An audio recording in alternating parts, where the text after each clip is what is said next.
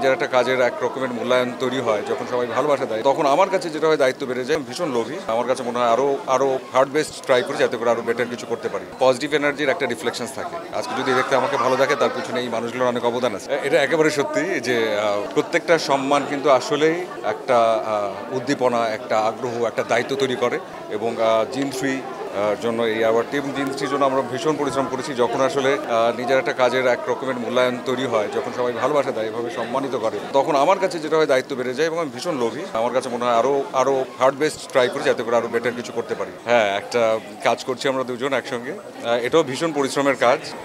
আমরা বেশ কিছু দূর কাজ করে ফেলেছি। তো যখন আসলে প্রযোজনা সংস্থা থেকে আসলে এই বিষয়ে বলবেন তখন হয়তো ইন ডিটেল আমরা সব বলবো। তবে সবাইকে বলবো দোয়া করবেন। আমরা খুব প্রতিকূল অবস্থার মধ্যে দিয়ে শুট করে এসেছি একটা সার্টেন জোনে, আর বাকি কাজগুলো চলছে এবং আশা করছি দর্শকদের ভালো লাগবে। এক্সট্রিম মশার কয়েল প্ল্যান্ট ফাইবার দিয়ে তৈরি, ডেঙ্গু, চিকুনগুনিয়া বাহি সহ যে কোনো মশার বিরুদ্ধে দেয় এক্সট্রিম সুরক্ষা। কারণ সবাই খুব সৎ থেকে, সবাই খুব পরিশ্রম করে কাজ করছে। এমন হয়েছে যেখানে কাজ করতে গিয়েছি যে 4টা-5টা বেজে গেছে ভোরের, আমরা আবার 2-3 ঘন্টা ঘুমিয়ে আবার শুটিংয়ে নামছি।